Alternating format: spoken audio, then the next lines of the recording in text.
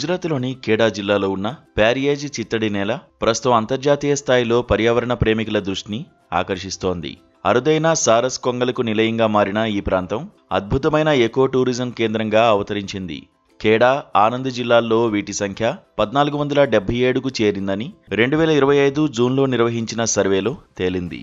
నిరంతర రక్షణ చర్యలు, శాస్త్రీయ పర్యవేక్షణ కారణంగా ఈ పక్షుల సంతతి ఇక్కడ స్థిరంగా పెరుగుతూ పక్షి నిరీక్షకులకు ఒక కనువిందుగా మారుతోంది. हमने कल देखा था इंस्टाग्राम पे, तो हम सिर्फ यहाँ पे व्यू करने के लिए आए थे बर्ड्स के लिए, और वो अच्छा है, बहुत पीस है.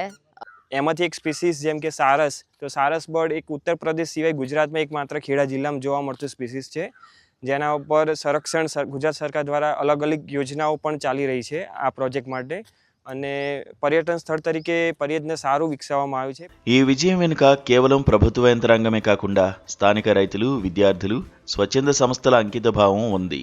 ముఖ్యంగా ష్రాఫ్స్ యూపీఎల్ ఫౌండేషన్ వంటి సంస్థలు సారస్ కన్వర్జేషన్ ప్రాజెక్ట్ ద్వారా పక్షుల ఆవాసాలను కాపాడడంలో కీలక పాత్ర పోషిస్తున్నాయి. సుమారు 120కి పైగా పక్షి జాతులకు ఆశ్రయం కల్పిస్తున్న ఈ చిత్తడి నేల స్థానిక ప్రజల భాగస్వామ్యంతో పర్యావరణాన్ని ఎలా కాపాడుకోవచ్చో ప్రపంచానికి చాటి చెబుతోంది. రైతులు తమ పొలాల్లో పక్షులకు హాని కలగకుండా జాగ్రత్తలు తీసుకోవడం ఇక్కడి ప్రత్యేకత.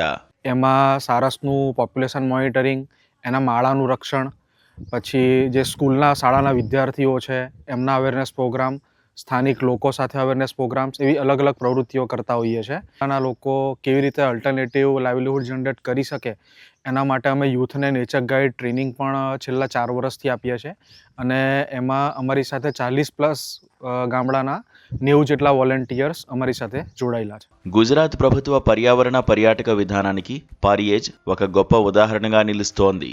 పర్యావరణాన్ని దెబ్బతీయకుండా, పక్షుల ఆవాసాలకు భంగం కలగకుండా పర్యాటకులకు ప్రకృతి అనుభూతిని అందించడం ఇక్కడి ముఖ్య ఉద్దేశం. ప్రశాంతమైన వాతావరణం, అరుదైన పక్షుల కిలకిల రావాలతో అలరారుతున్న ఈ ప్రాంతం రాబోయే రోజుల్లో దేశంలోనే అత్యుత్తమ నేచర్ బేస్డ్ పర్యాటక కేంద్రంగా మారుతుందని నిపుణులు భావిస్తున్నారు. ప్రకృతి పరిరక్షణ, ఉపాధి అవకాశాలు రెండూ సమాంతరంగా సాగడమే ఈ ప్రాజెక్టు సాధించిన అసలైన విజయం.